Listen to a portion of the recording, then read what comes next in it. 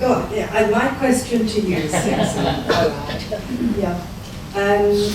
Biography is a very, very difficult subject, I think, because you take responsibility for somebody's life and you reinvent them for the world. And that is a very big responsibility to do. And most biographers, when they come to write a biography, are always looking for new material, for things that the world doesn't know about their subject. And to reinvent someone, really, in a way, you have to deal with the good and the bad, the savory and the unsavory. And I just wanted to ask you, you were writing about your father-in-law. When I first met you, I think you were just about to start that. And your father-in-law was still alive, although not so aware. But you also have a lot of family around, close family, looking in on what you're writing. How do you feel,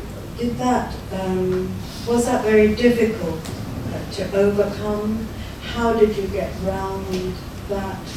And do you feel you did say something new about it, in spite of the very difficult situation you were in?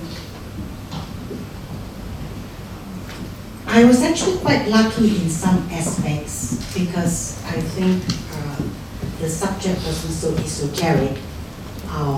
We all know what Dr. Doe did, yeah? Creator of Jerome, etc., etc., etc. I was lucky I interviewed a lot of people. I was lucky because my interviewees knew me, which is why they agreed to be interviewed. I think only 2 persons said no to me, and I sort of expected that. I think their relationship with my father-in-law wasn't that smooth, and I let it pass. But most of them knew me already, so I practically interviewed all those that I wanted to, who were still alive. Dr. Go, on the other hand, is also if you're a biographer, it's wonderful if the person is expansive, prepared to share with you. But Dr. Go is such a private person, okay? He says, keep the interviews short. And, answers would be monosyllabic, So I had to, therefore, seek help. And my mother-in-law was actually very helpful. She filled me up with a lot of her own experiences, childhood, marriage, etc. Her dates she was not very good with dates. You have to be very accurate and cross-check, especially with dates, It couldn't have happened like that, because chronologically things didn't happen that way. Did they interfere? My husband never saw the manuscript. I may have checked some facts with him. Mother-in-law never saw the manuscript. She was very upset with me. It's the usual, okay?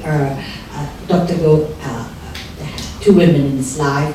So mother-in-law didn't like mention of number 2. Number 2 didn't like mention of number 1. So anyway, I knew that you cannot please everybody.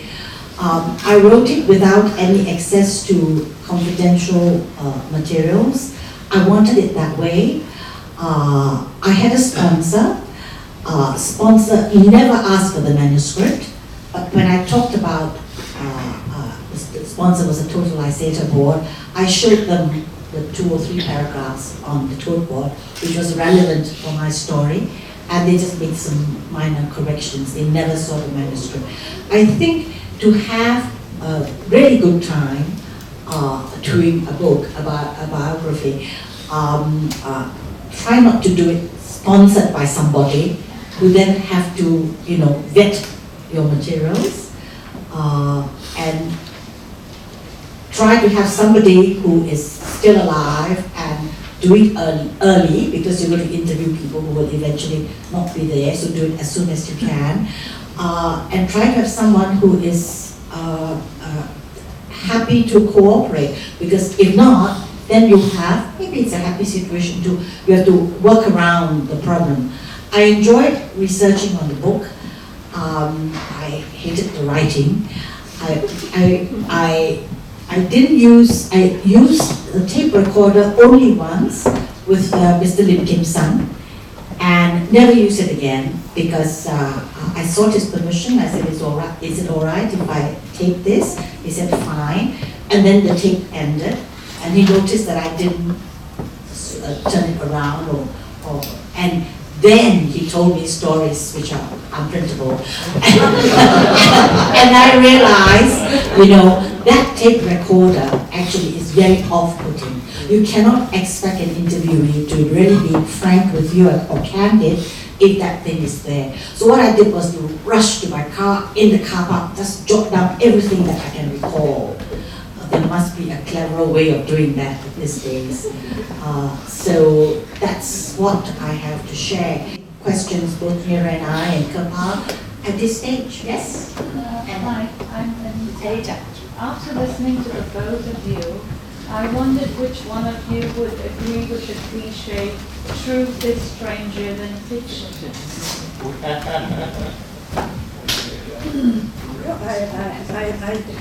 I definitely agree with truth is stranger than fiction. You see it time and time again in all kinds of areas. Don't you agree with Siok? I do. I think and that's the beauty of human beings, right? They're so complex. We are all multidimensional. As you say, you try to put in the good and the bad. I took the cowardly way out. I say I'm a daughter-in-law. What's more, I'm an Asian daughter-in-law. I can't say anything nasty about my my father-in-law. So it's not very balanced. People have asked me about that. I tried to bring in bits where he was either emotional or maybe unfair, but it's not a critique. I felt that it was not right. Just to elaborate on truth being as stranger than fiction, I have an incident that might interest you in my own research for a book. And this really, the incident that I'm going to tell you about, really could have been invented for a book. I was writing about this was a book called The Painted Cage, and I was writing about a murder trial in the British community of Yokohama in 1898.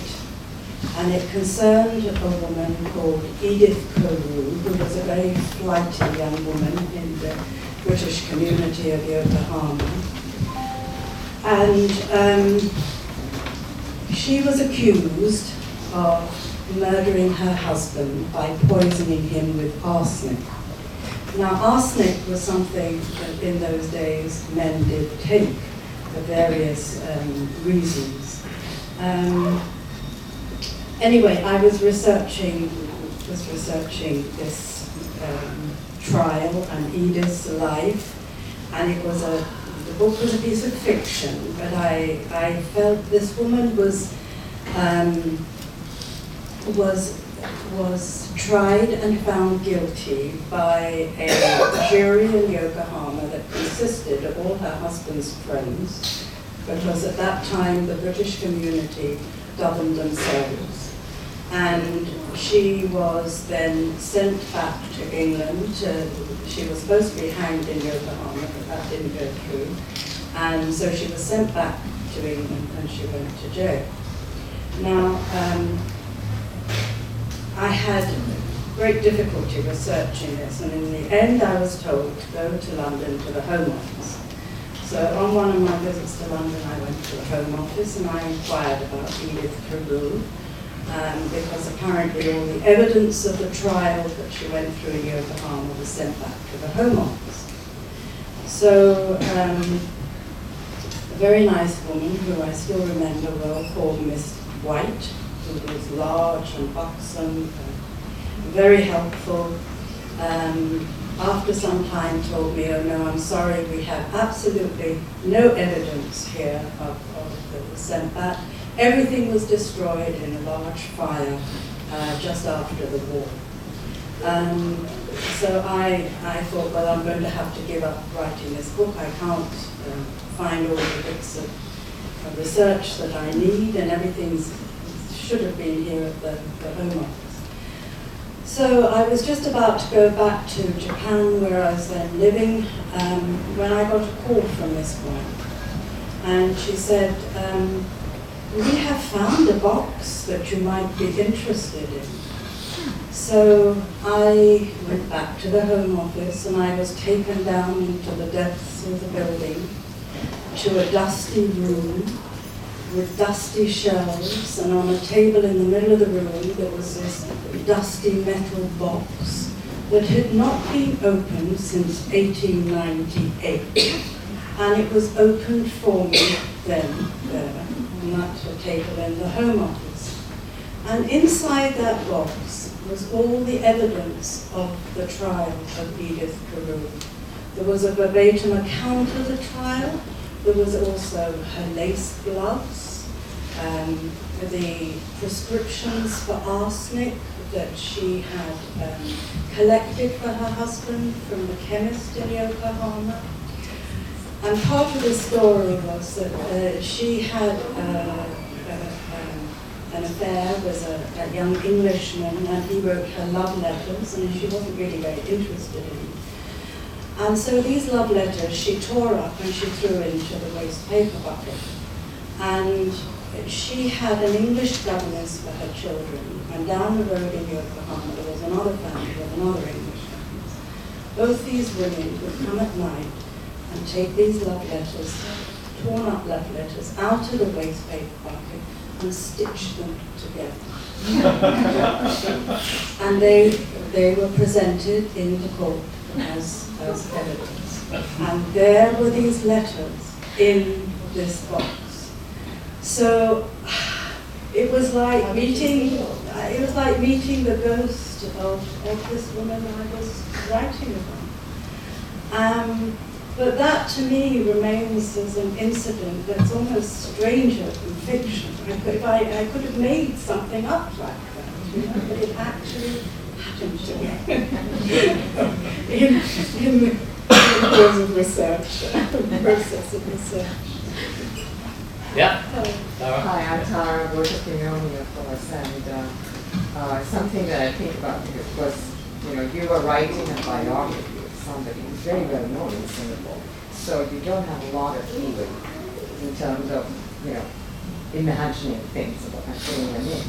And I do know, I mean, I haven't read all your books, but I've read a number of them, and I know that a number of your books are actually based upon some kind of historical incident, as is a different style, that you choose fiction to write about. Is there a reason? Do you feel that it gives you more leeway or freedom to imagine, you know, things around these characters or these situations? You can weave some stuff in there, which, of course, a biographer wouldn't have that kind of freedom, I guess, especially about a public figure. Either of you, whatever. I always feel that, I know I've written several books, but I hate the term historical fiction. I prefer to say books that are set back in time. And to me, a book is a book. My people, my characters, it doesn't matter if they lived in the 16th century or they're living today. They're people whose lives I go into, whose souls I hold in my hand. The background is the only thing that, you know, is set maybe in a different time. But I always feel that writers don't usually pick their books. Books come to you for various reasons.